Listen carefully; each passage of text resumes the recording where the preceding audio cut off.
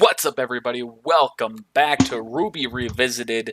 This time doing RWBY Volume 1, Episode 2, The Shining Beacon.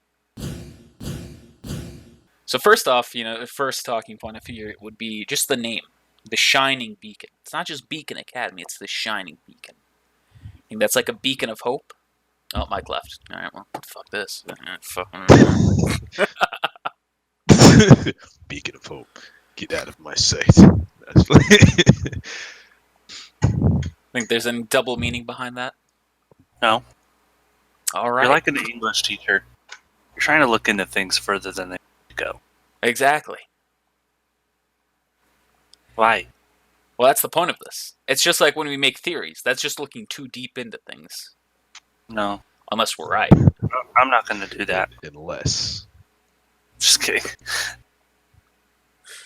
I definitely think it resembles to like we're the shimmer of hope that the world needs. That's how I initially took it. Yeah. Nothing from you, Mike? Nah, not really. I thought it was just like, alright, send a signal and then there's a beacon. Oh, shout out to Jason Shanks. What? GG. I just subscribed to the channel. Oh. I think it might have a curious double meaning, and this is the part where I think it might be me especially looking too far into things.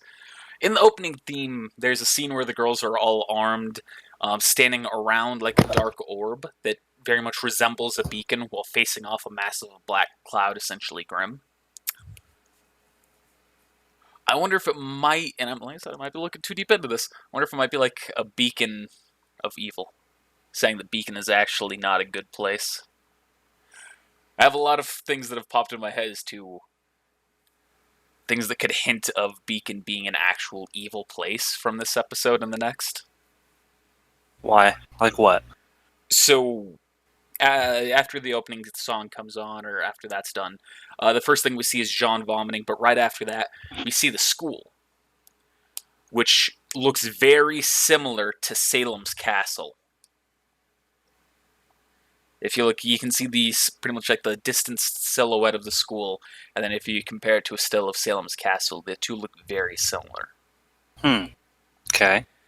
And it's also, from the next episode, we come into a part where they talk about Blake reading the book about a man with two souls, each fighting for control over the body. Which has been cited as a direct reference to Dr. Jekyll and Mr. Hyde, and possibly an allusion to Ozpin and Oscar. See, I read it to like an allusion to more Ozpin. Well, which that's how I absolutely did too. But it is also a reference to Dr. Jekyll and Mr. Hyde, as they've said. And that makes me wonder which one's Dr. Jekyll and which one's Mr. Hyde between those two. And if it's Ozpin who's Mr. Hyde, then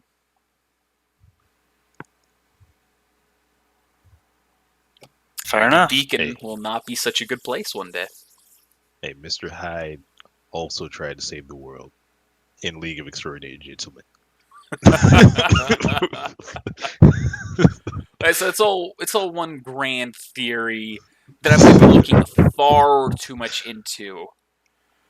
But they I don't did know. like Monty doesn't just do things on accident, so. And they did a lot of foreshadowing, especially in these earlier seasons, possibly in later too. We just don't know it yet. Interesting.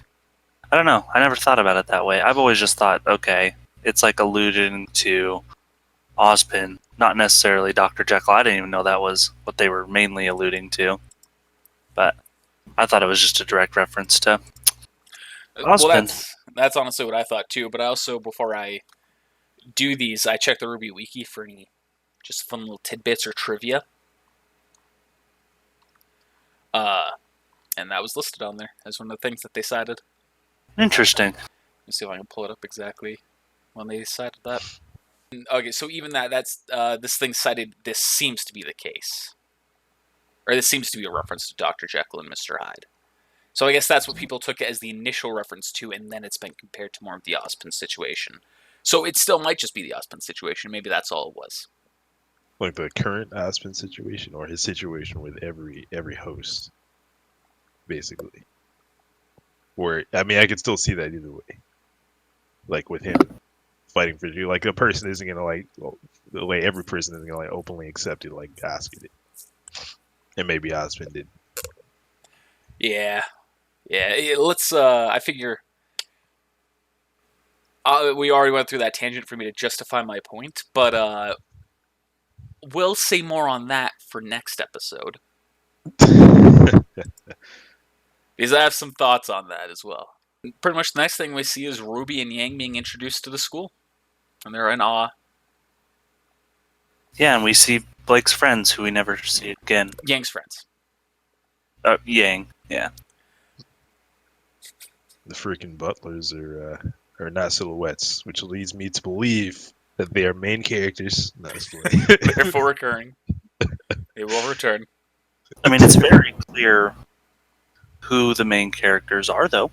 That's for yeah. dang sure. There's no doubt.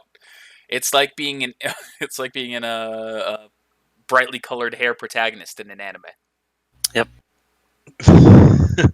So Yang leaves, and then we get introduced to Weiss by Ruby running into her and knocking all her stuff on the ground. So opinions of Weiss initially versus now. Oh, I hated her.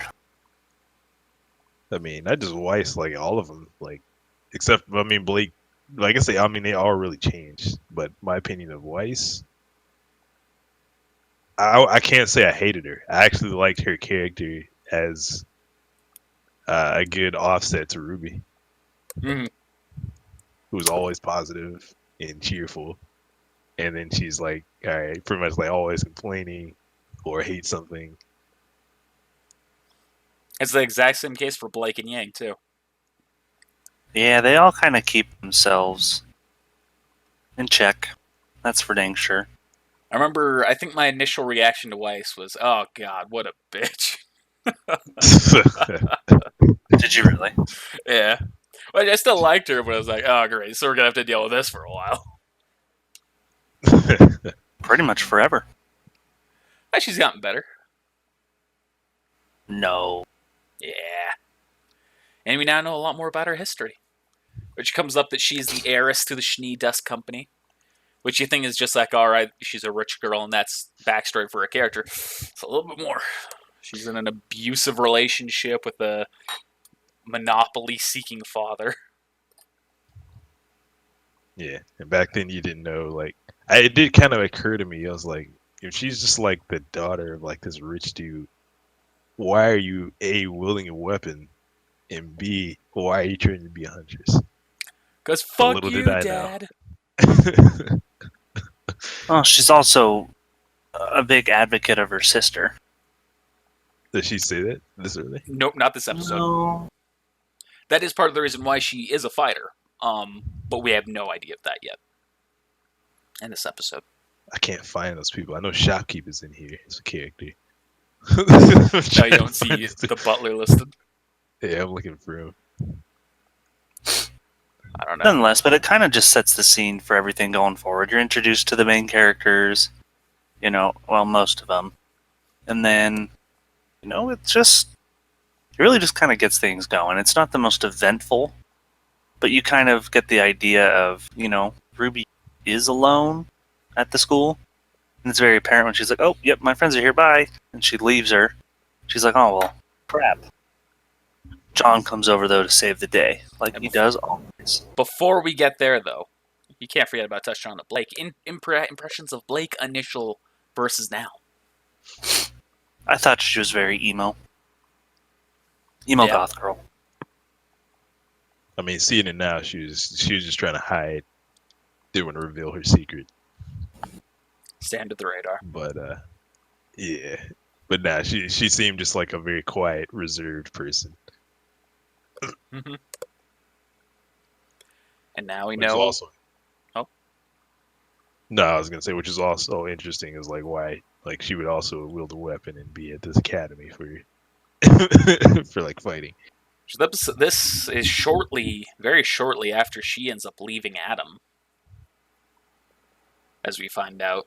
Not too much time has passed. So she came here pretty quickly.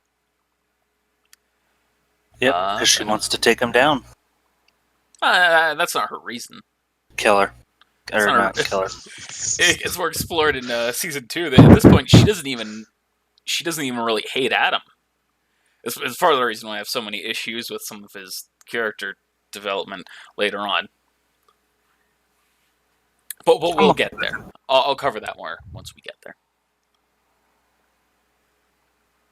All right, and then those two leave, go their separate way. Ruby's back alone. Then we get introduced to John officially. So we've kind of already covered the intro to John and how different he is now. But there's two other big things I want to touch on involving him. But before that happens, we get the famous quote, "It's also a gun," from Ruby as she shows off Crescent Rose. It's also a customizable, high-impact sniper rifle. A what? It's also a gun. So the two things to touch on with Jean still. Jean's weapon. Grocia Mors. I might be mispronouncing that. Might be Crocia. Who's in the war? It was in the war. The double crescent moon. Wielded by his great-great-grandfather. Wonder if he's gonna show up. The King of alive. Vale? We'll find out. Do you really think that he would be the King of Vale? I do. Maybe. I cannot imagine why Jean is such a main character if he's not. If it's not related to that. And you think Ozpin's soul was with John's great-grandfather? Great-great-grandfather? Yes. I think that Ozma, however you want to put this, Yeah. Ozma, Ozpin, I think that he was Jean's great-great-grandfather, or rather shared a body with him. And that's why in the beginning he was allowed into Beacon. That might be it. That's an interesting theory. I didn't think about that aspect. As we find out later in the season, Jean cheats his way into the academy, and Ozpin says that he pretty much reveals that he knew that he cheated his way in, but he never reveals as to why he still let him happen. Or rather, Sure. Glenda is suspicious, and Ozpin's just like, trust me, girl. She did. And so there's got to be Interesting. a reason behind that. Because he only let Ruby in because of her combat experience and her personality. Jean didn't have the personality. He didn't have the combat experience. He didn't have any experience. Have you seen that symbol that's on his shield anywhere? Or can you remember? The only thing that I could compare it to is you see like that same double crescent pattern on the rug in Salem's castle, like pre-evil, back when she was the woman in the tower. But it's still a very different pattern. It'd be like taking an eighth of the pattern and putting it on the shield, which Jean has revealed that he has 8 siblings. Or is it 7 siblings and he's the 8th? So if each of them have a double arc. Switches are flipping here. How many siblings We've only does he have? seen. So you think John is more important than letting on? Yes. There's no, He's been like, a mystery from a writer's standpoint, there's no reason to focus on his character this much as they have, with him not being a big character. Do you think that gets revealed in the next volume? God, I hope so. I doubt it will, but I hope so. It took forever to get his semblance, so 6 unnamed sisters and 1 sister, 1 brother. So that's No, 8. an in-law. Sorry. So it's 7. There's 8 of them, yeah.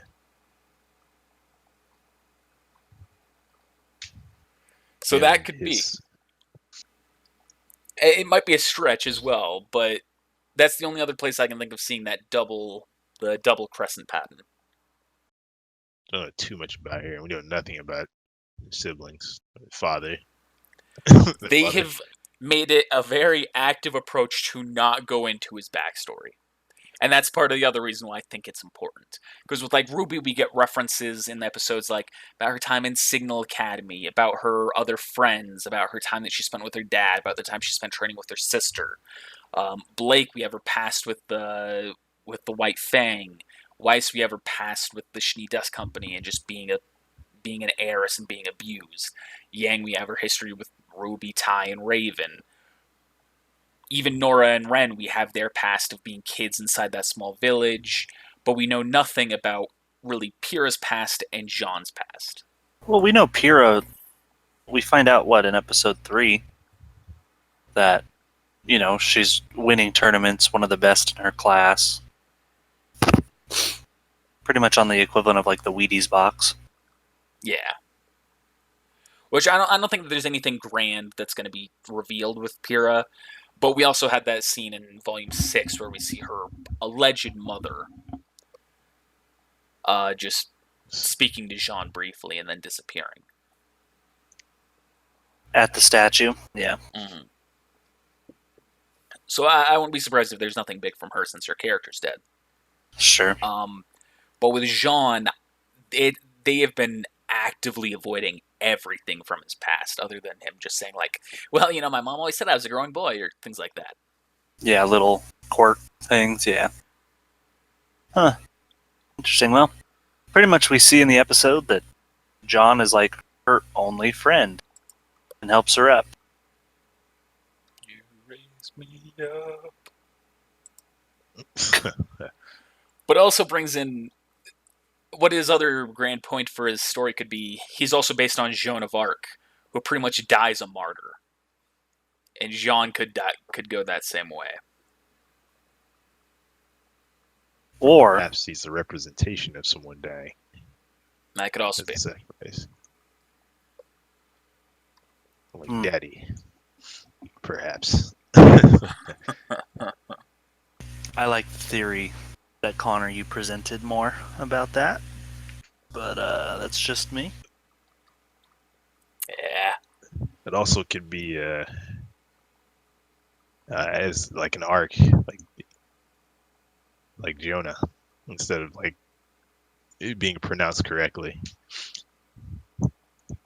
And with the arc, That could be. Maybe like he's like a line of people that had existed from the old world, where magic existed. That could be. So that's a very loose theory. Or maybe the world itself is falling apart, and he's going to be the shepherd to lead them forward. I still like the other theory more, but that is a possibility. I think they're both possibilities. It's a looser theory, but I figured, yeah, we're throwing all the possibilities out here. I'm hoping it gets announced. Like, I just want to know King of Vale and that background more. And the other, I almost could have missed this. I was about to move on, but we also have the line in Volume 4 when Jean and Team Ranger, they face off against, what the fuck's his name? Scorpion guy. Tyrion. But he has a very specific line going like, who I am matters not to you, or you, or... well, you do interest me. it's like, all right, well, what's that mean? Come on. Yes. Come on! You think he knows something? I think he does. And him working under Salem could be with another theory that I saw of him being a long descendant of Ozpin and Salem. Or it could be not. I personally don't think that's the case, but it is a possibility. It's potential. I mean, at this point, anything's potential. Man, if it turns out that Jean's capable of magic, I'm gonna fucking lose my shit. Are you? Mm-hmm. Going straight from a support character to an offensive character. What up? Battle mage. That's awesome. Yeah, that's pretty much the end of the episode. So, Yeah, it more sets the scene, so. So ratings. Forgot about that. How'd you rate this episode out of 10? I'll start. 5. I mean, nothing really happened. That's the thing. Like, I don't hate it, but nothing happened. So it's not giving me anything higher than that. Yeah, just an intro character episode, pretty much. Exactly. Mike. Nothing too fancy. I mean, I laughed a little bit. so I'll give it an 8.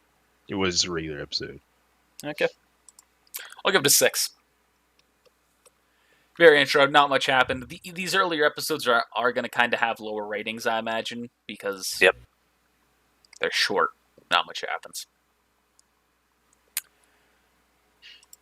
But, yeah, that will be it for this episode. So, hey, thanks for watching. Be sure to tune in for the next one, for episode 3. Hey, you want me to do... I'm going to do one of these and see how much this works. And if you'd like to see more of this, be sure to hit that like button, comment if there's anything else you'd like to see, subscribe to the channel, and ring that bell for notifications if you want to be alerted and watch our videos as soon as they come up. Alright, see you next time. We became that channel. You forgot to put on your cat ears. What was it? So you forgot to put on your cat ears. If I had those cat ears headphones, I would absolutely do that. Look at me, I'm PewDiePie. I'm cool. I'm cool, guys. Love me. A special thank you to our patrons. Your support helps us grow inch by inch, building the foundations for the future of HSG. So thank you. If you'd like to become a patron, be sure to check out the description for a link to our Patreon, where you can get things like stickers, shirts, or even the chance to work with me to create a major character for the RWBY D&D. I know we're already letting you request a character, but, the paid version's cooler. Comes with some extra benefits. And be sure to like and subscribe if you haven't, and ring that bell to be alerted to our videos. Or don't. It's a free internet. You can choose.